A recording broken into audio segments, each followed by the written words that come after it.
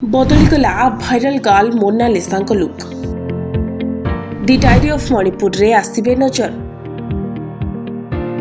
गत सप्ताह शेष होछि शूटिंग। भाइराल गर्ल मोनालिसा पुणी थरे प्रयागराज फेरिछन्ति। एथर किंतु से माल बिक्री पाई नुहे बरं एक फिल्म रे नजर आसिबाकु जाउछन्ति। महाकुंभर प्राय गोटे वर्ष परे मोनालिसा पुणी थरे प्रयागराज फेरुछन्ति। सेठाकु फेरिबा तांको पाई भावप्रवण एवं ऐतिहासिक। इंटरनेट सेंसेशन हेबा परे सेवे फिल्म जगत रे तांको क्यारियर आरंभ करिसेंति। तांको सरलता समस्तଙ୍କୁ प्रभावित करिथिबारु निर्देशक तांको फिल्म रे मोनालिसा को नेबाकु निष्पत्ति नेथिले।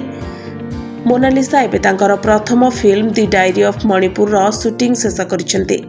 एही फिल्म रे मोनालिसा विपक्ष रे अभिनेता भावे राजकुमार राव को भाई अमित राव को देखिबाकु मिलिबो। जदि एही फिल्म कथा कह जाए तेबे मणिपुर रे अवस्थित एवं हिंसा संघर्षर एक लव स्टोरी उपरे आधारित। एही फिल्म रे मोनालिसा जणे उत्तर भारतीय झियो भूमिका रे अभिनय करिसेंति। एक साधारण मेलारू आरंभ होइतिबा एही यात्रा एबे बड़ परदारे पहुंचीछि।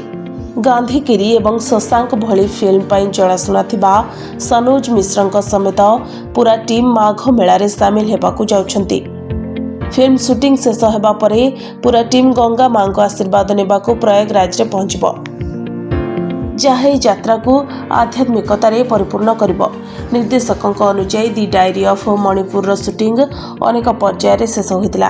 प्रथम शेड्यूल उत्तर प्रदेश इटवा रे शूटिंग करा जेथिला एवं टीम परे मणिपुर रे पहुंचीथिले, जेउठारे भिन्न भिन्न स्थान रे शूटिंग होइतिला।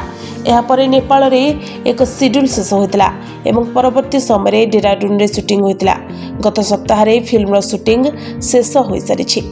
एहारे मध्यरे सनोज मिश्र कहते जे जितेबले से मेला रे मोनालिसा को देखिथिले लोक माने सेल्फी एवं रील पाई तांको सहित खराब व्यवहार करथिले। से माने सरल होइथांते जो माने मध्य प्रदेश रो महेश्वर आसिछन्ति। यह देखिबा परे मोनालिसा को मुख्य भूमिका रे नेबाकू निष्पत्ति नेथिली। तांको इंदौर एवं परे मुंबई अणा जायथिला, जेउठारे तांको अभिनय एवं पाठ पढ़ारे ट्रेनिंग दिया जायथिला। पूर्वर से केवल निज दस्तखत करबा जानिथिले। कठिन परिश्रम जोगु एबे से निजे बहुत किछि शिखि सारिछन्ति। ब्यूरो रिपोर्ट, प्रभाव न्यूज।